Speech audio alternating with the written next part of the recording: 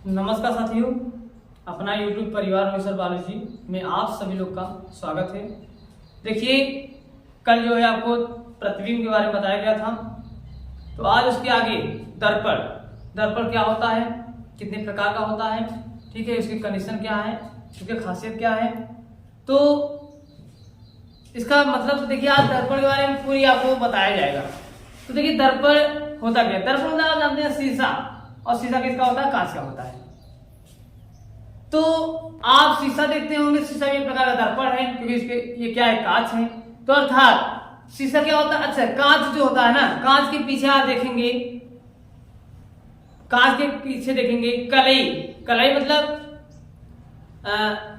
Paint, मतलब लाल oxide paint. शीशा जो होता है उसके आप किनारे पे देखेंगे, तो जो पैकिंग होता है खोल कर देखेंगे किनारे पर, उसके किनारे पर लाल ऑक्साइड पेंट लगा रहता है। लाल ऑक्साइड पेंट इसलिए लगा रहता है जिसके द्वारा आप अपना चेहरा दर्पण में देख सकते हैं। इसी को बोलते हैं, यही बोलते हैं, इसी को बोलते हैं दर्पण।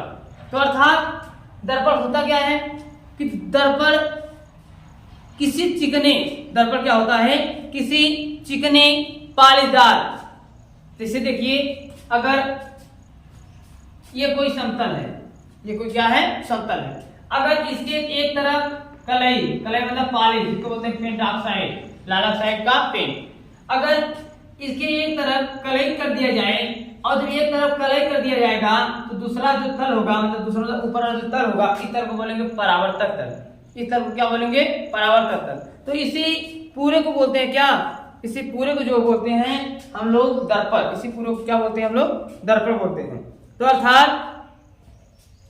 किसी चिकने पारदर्शी तल के, किसी चिकने पारदर्शी तल के एक भाग कलई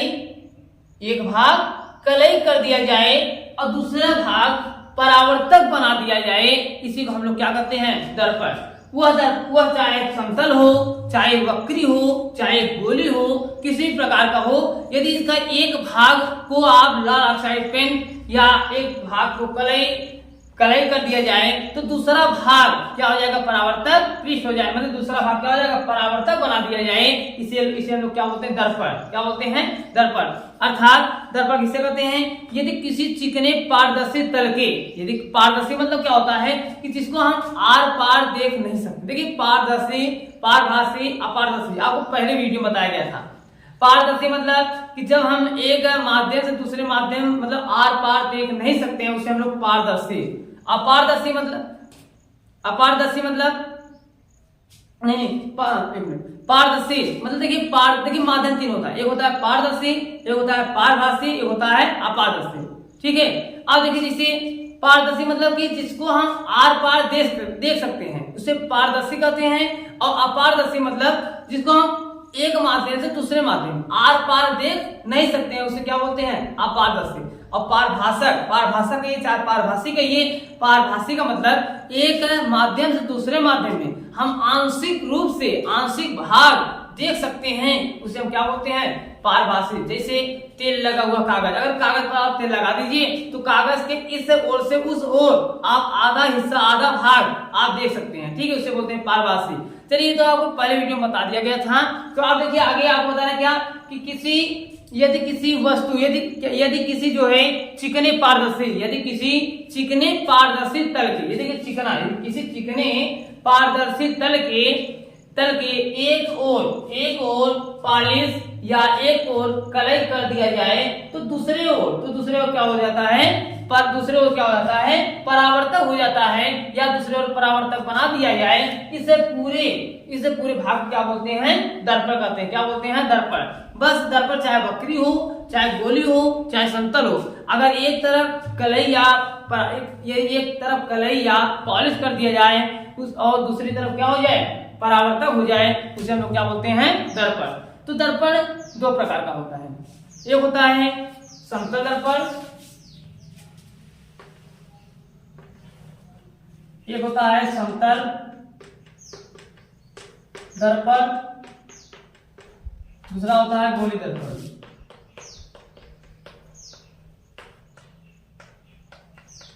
समतल को बोलते हैं प्लेन मिरर, प्लेन वाले समतल, और गोली दर्पण बोलते हैं स्फेरिकल मिरर।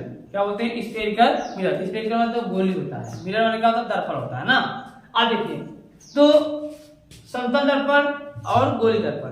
तो समतल दर्पण को आप बहुत ज्यादा नहीं अध्ययन करना है और आपको पढ़ना क्या है? गोली दर्पण। लेकिन समतल दर्पण होता क्या है उसके बारे में देख लीजिए। समतल, समतल मतलब समान। समतल माने क्या होता है? समान। तो एक समान अर्थात जैसे देखिए ये हमारा क्या है? समतल है। ये क्या है? समतल है। तो जब समतल दर्पण, ये समतल दर्पण है, अगर इसके एक तरफ, अगर इसके क्या कर दिया जाए? एक तरफ पॉलिश या एक तरफ कलई कर दिया जाए और दूसरे तल को परावर्तक बना दिया जाए तो ये हमारा क्या होता है? समतल दर्पण। अर्थात इसे बोलते हैं परावर्तक तल। परावर्तक तल इसे बोलते हैं कलई किया हुआ भाग।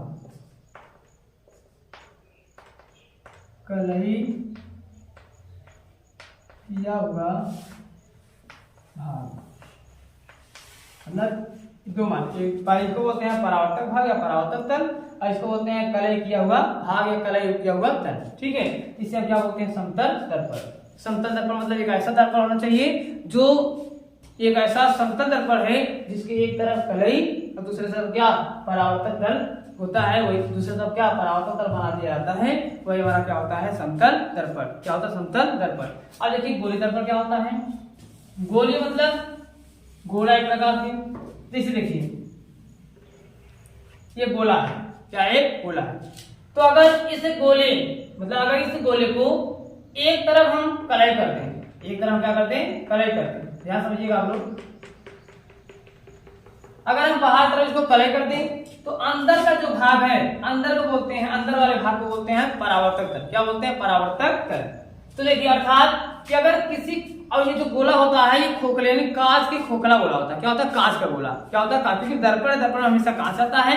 तो अर्थात कोई मतलब कोई खोखला गोला जो कांच का है, कोई खोखला गोला जो कांच का है, अगर इस खोखले गोले को हम क्या करते हैं? काट दें। मतलब आधे को क्या कर दें? काट दें। और जब आधे पर से काट दें, अब कटे हुए भाग मतलब कटे हुए भाग की एक तरफ, कटे हुए भाग की एक तरफ यदि कलई कर दिया जाए और दूसरे तरफ यदि परावर्तक तल बना दिया जाए तो जो उसका भाग होता है उसी को बोलते हैं गोलीय दर्पण। क्या होता है? वही गोलीय दर्पण। अब देखिए तो आप कहेंगे सर मतलब कलई क्या अंदर तरफ कर सकते हैं, बाहर तरफ नहीं कर सकते हैं? बाहर तरफ भी। देखिए अगर कलई हम अंदर तरफ करेंगे तो जो परावर्तक पृष्ठ होगा ये बाहर तरफ होगा।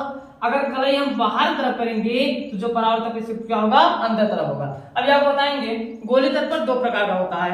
एक अवतल दर्पण होता है, दूसरा क्या होता है? उत्तल। तो अवतल हुआ उत्तल हुआ दोनों इसी से हम खोजेंगे, दोनों भी जो हम इसी से खोजेंगे। ठीक है, चलिए अब देखिए यहाँ पे तो हमने गोली दर्पण क्या होता है कि किसी खोखले गोले के कटे हुए भाग, ध्यान दीजिए, किसी खोखले गोले के कटे हुए भाग मतलब कोई खोखला गोला है जो कटा हुआ है, मतलब जो खोखला वाला गोला अगर बीच से हम काट देंगे तो एक तल परावर्तक, एक तल क्या?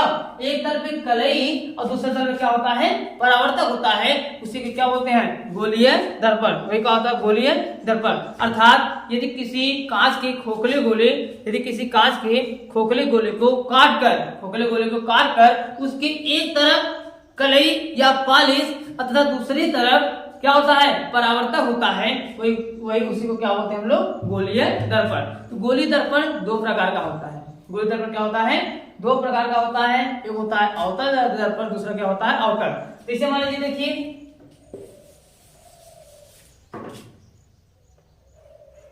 ये होता है अवतल,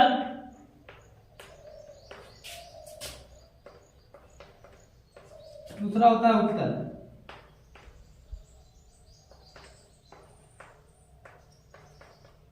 कन्वेक्स कनकेव। तो बताइए देखिए अवतल दर्पण क्या होता है, उत्तल दर्पण क्या होता है? जिससे हमें क्या होता है कि जब हमने किसी गोले को हमने क्या किया था, किसी गोले को हमने बीच से काटा था और देखिए अगर हम बाहर तरफ कलई कर रहे हैं, मतलब बाहर मतलब उभरे हुए, अगर उभरे हुए तल पर कलई कर रहे हैं तो अंदर जो दबा हुआ तल है, जो क्या है? दबा हुआ तल है, इस तल को वो क्या बोलेंगे? परावर्तक तल। तो बताइए अगर कलई हम बाहर तरफ करेंगे, अगर परावर्तक दबे हुए तल पर होगा तब इसे हम क्या कहेंगे? अवतल दर्पण। अवतल दर्पण क्या होता है कि यदि उभरे हुए तल पर कलई तथा दबे हुए तल पर क्या होता है, परावर्तक होता है, तब ऐसे दर्पण को क्या बोलते हैं, अवतल दर्पण। क्या बोलते हैं, अवतल दर्पण।